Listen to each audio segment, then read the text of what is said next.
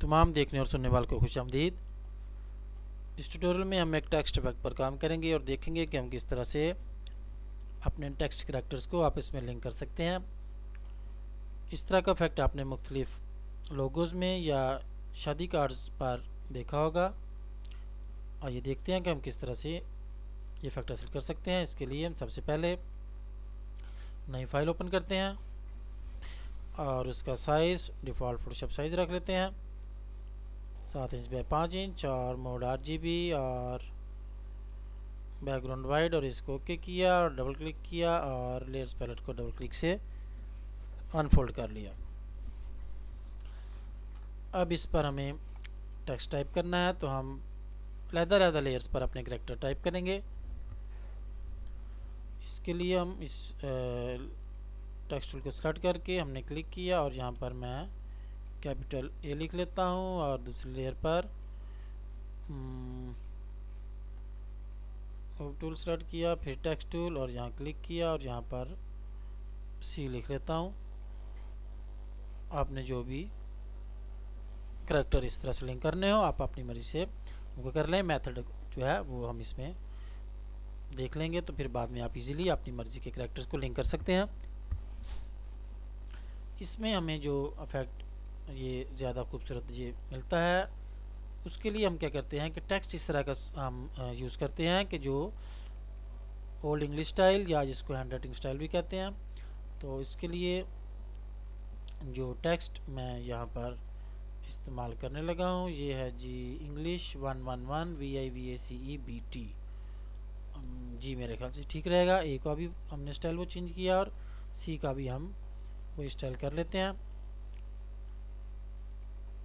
जी। ये फ़ोन का नाम आ गया और अब हमने इनके कलर भी चेंज करने हैं ताकि हम इजीली जो काम है अपना वो देख सकें। सी को हमने ब्लू कर लिया और ए को हम सी को रेड कर लिया, ए को ब्लू कर लेते हैं और इसको ओके किया। और जी अब हम ये करते हैं कि इस इफेक्ट के लिए शेडो भी अगर हम अप्लाई करेंगे तो ज़्यादा रियलिस्टिक लुक देगा।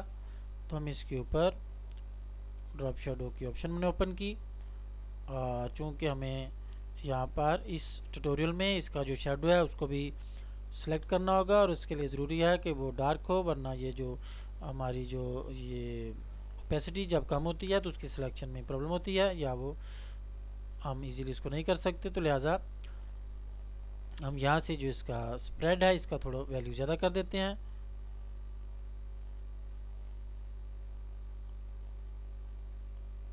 ये 16 हो गया मेरे ख्याल से, ये ठीक है। इसको ओके किया और यही ड्रॉप शेडो लेफ्ट क्लिक से ड्रैग करके नीचे वाली लेयर के ऊपर फेंका तो वही इफेक्ट जो था उसमें भी अप्लाई हो गया सेम सेटिंग्स के साथ। और अब हमने ये करना है कि हमने इनको किस तरह से सेट करना है ये हम यहीं पर कर लेते हैं। मेरे ख्याल से ये ठीक रहेगा।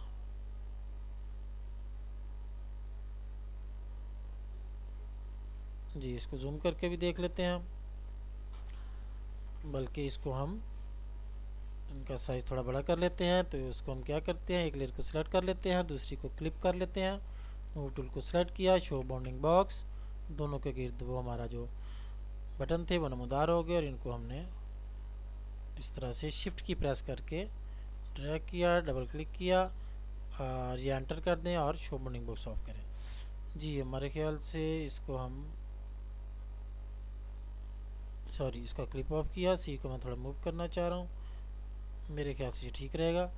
हम इस तरह से करेंगे इसको कि यहाँ से सी ऊपर, यहाँ से नीचे इसी तरह से रहेगा और यहाँ से फिर ऊपर, यहाँ से सी ऊपर आएगा या ये नीचे चला जाएगा।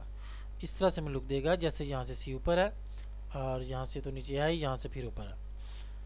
तो ऑब्जेक्ट को तो हम डिलीट कर लेते हैं, लेकिन ये जो इसका शेडो है इसको हम किस तरह डिलीट करेंगे, डायरेक्टली हम उसको डिलीट नहीं कर सकते।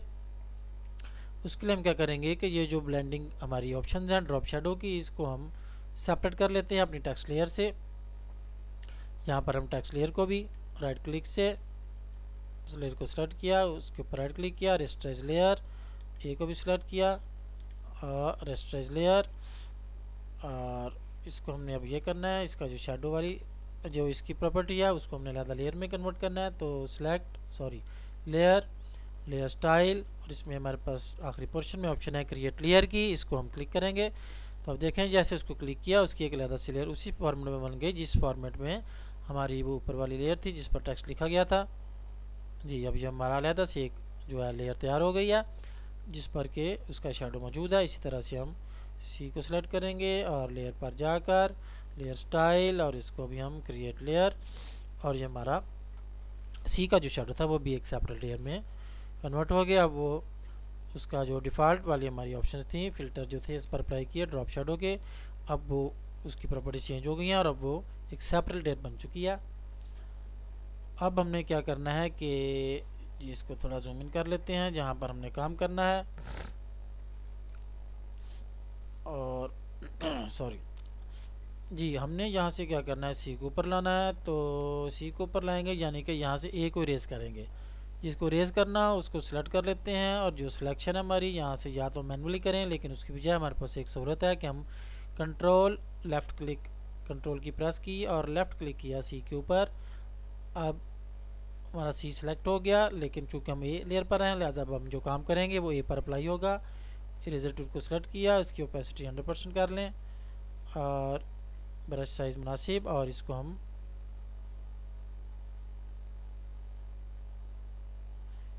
हमने कर लिया इरेज। ये जो था ब्लू वाला एरिया यानी ए वाला एरिया अब यहाँ से इरेज हो चुका है और सी ऊपर आ गया है, लेकिन हमें इसलिए क्लियर नज़र नहीं आ रहा कि उसके नीचे जो ब्लू का था उसके नीचे ब्लू का शेडो भी था और वो इस टाइम हमें नज़र आ रहा है। अब उसको हम किस तरह से सिलेक्ट करेंगे और डिलीट करेंगे उसके लिए हम ये करते हैं कि ए का जो शेडो है हमने वो डिलीट करना है, लिहाजा हम ए के नहीं हमें डिलीट जी ए का शेडो जी डिलीट करना है। हम ए के शेडो को सिलेक्ट करेंगे और सिलेक्शन हम रखेंगे ठीक है सी वाली, सी हमारा सिलेक्टेड है इस टाइम और इरेजर टूल से हम इस एरिया के अंदर से ए का जो शेडो है उसको डिलीट कर देते हैं। और ये देखें कि अब हमें पता चल रहा है कि जैसे हमारा जो सी है यहाँ से ऊपर है यहाँ से नीचे, लेकिन सी यहाँ से ऊपर है तो लाजमी बात है कि इसका शेडो भी ऊपर आना चाहिए। अब हम यहाँ से उसका शेडो जो है वो ऊपर इतना पार्ट्स नहीं ला सकते, लिहाजा हम उसको क्या करेंगे या तो यहाँ पर कोई लाइन लगाएं और उसकी ओपेसिटी कम करें, वो तो मैनुअल तरीका है, या हमारे पास एक ये सूरत है कि हम इस तरह कर लेते हैं कि ए को सिलेक्ट करते हैं कंट्रोल डी सिलेक्शन ख़त्म की, सिलेक्ट पर जाकर डी सिलेक्ट हमने एक जहाँ पर शेडो लाना है सी का, तो हम क्या करते हैं कि इस शेडो के अंदर से ए को थोड़ा सा हम इरेज कर लेते हैं। लिहाजा हम सेलेक्ट करेंगे सी का शेडो, सी के शेडो पे क्लिक किया और ए को हमने सेलेक्ट किया और इरेजर टूल और ओपेसिटी उसकी हम 50% से भी कम कर लेते हैं 33 मेरे ख्याल से, यही करके देख लेते हैं। और इसको हम जो हम ब्रश है वो भी हम सॉफ्ट कर लेते हैं और इसका साइज़ हम लेफ़्ट ब्रैकेट से जी 10 हो गया। इसको हम यहाँ से अब हल्का सा इरेज कर लेते हैं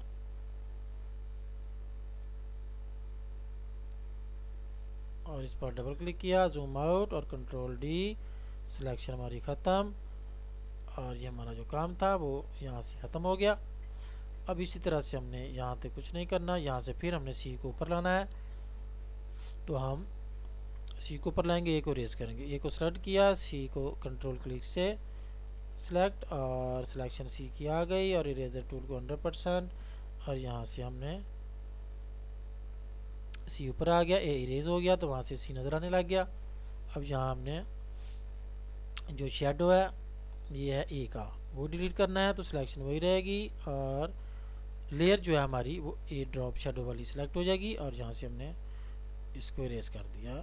जो ए का शेडो सी के ऊपर आ रहा था, अब सी का शेडो ए के ऊपर आना चाहिए तो हम ए को सिलेक्ट करते हैं और उसकी जो शेडो था उसको लेफ़्ट क्लिक से नहीं ये सॉरी सी का है ये शेडो, तो हम सी का शेडो सेलेक्ट करेंगे और यहाँ से हमने करना है ये वाला शेडो, तो ए का जो हम लेयर है वो ए की सिलेक्ट रखेंगे और रिजल्ट टूल को सिलेक्ट किया उसी तरह से और ओपेसिटी इसकी हम 50 से थोड़ी कम कर लेते हैं 32 कर ली और इसको हम एक दफ़ा और ये 2 दफ़ा ड्रैग किया और कंट्रोल डी सिलेक्शन ख़त्म, zoom out, double click zoom tool पे, और हमारा काम जो था यहाँ हो गया।